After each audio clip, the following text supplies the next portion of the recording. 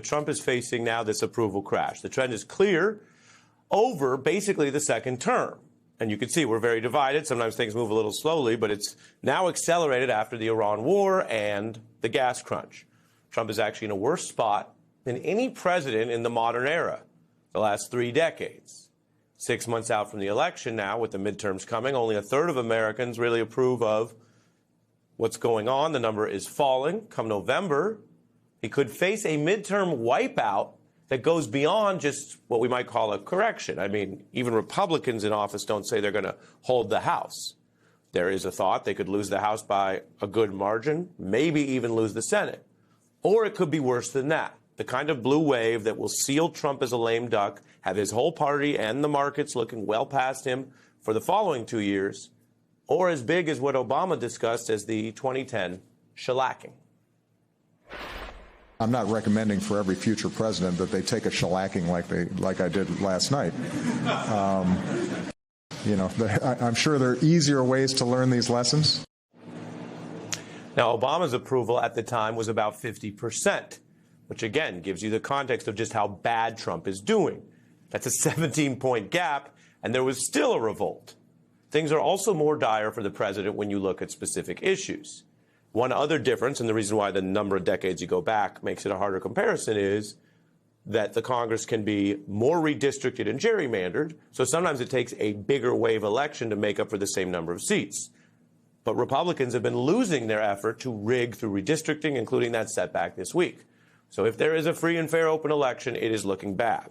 Now, as mentioned, on the economy, when you break it out, Trump is polling worse than Biden's lowest mark on high prices and inflation.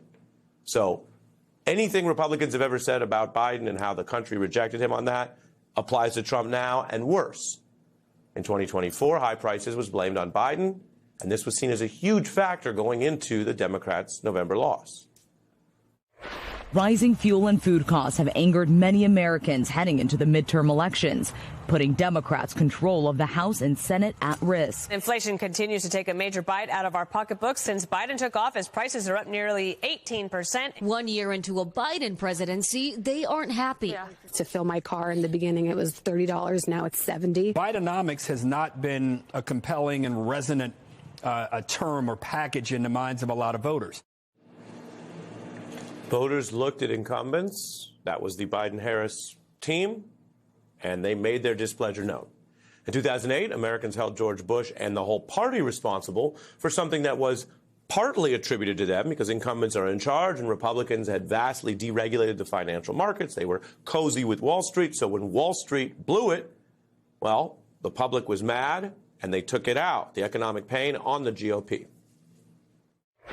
Meltdown. The American financial system is rocked to its foundation. Lehman Brothers is going bankrupt. We're working to reduce disruptions and minimize the impact of these financial market developments on the broader economy. Bush was in office for 8 years, ain't do nothing but ran the country down. The Republican Party is getting a drubbing tonight.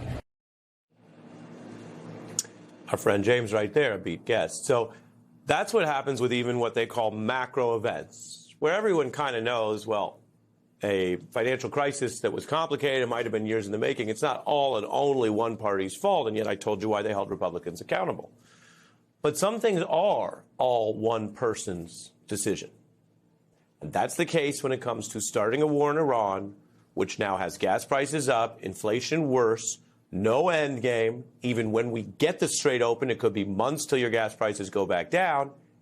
And a lot of experts saying the U.S. is literally in a worse position than before the war started. Well, everyone knows one person, Donald Trump, started that war.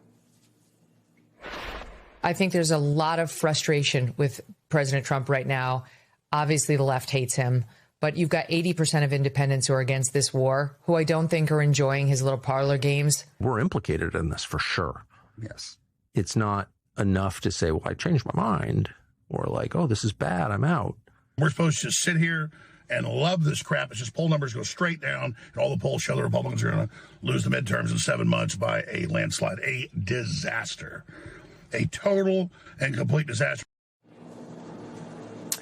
Now, if you don't take all those people's word for it, or you think they're not credible on some issues, definitely the case with Mr. Jones, then why believe them on this? And so here, on a factual news program, we will match what the right is hearing, because that's going to matter to them, and whether they stay home, etc., with the facts. A third of Republicans, according to the polling, now disapprove of Trump.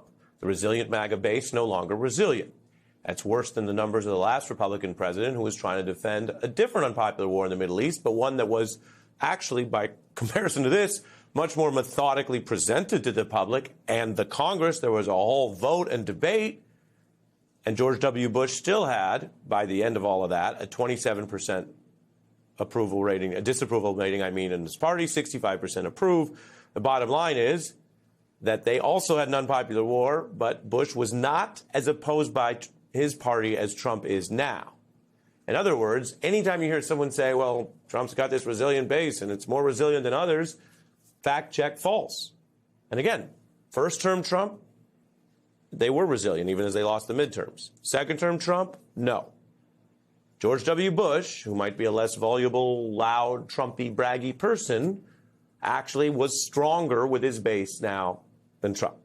New York Times notes GOP moderates were warning Bush had to basically show gains on the Iraq issue, and it was bad enough that all of this was being discussed in depth as people were waking up on a less political environment, drinking their coffee, getting the kids ready for school, watching the Today Show. 11 Republican congressmen brought up to the solarium. They said, Mr. President, this war is a problem for us in our districts. People are talking about it. They want us to figure out exactly how long we're going to be there, what is going to happen.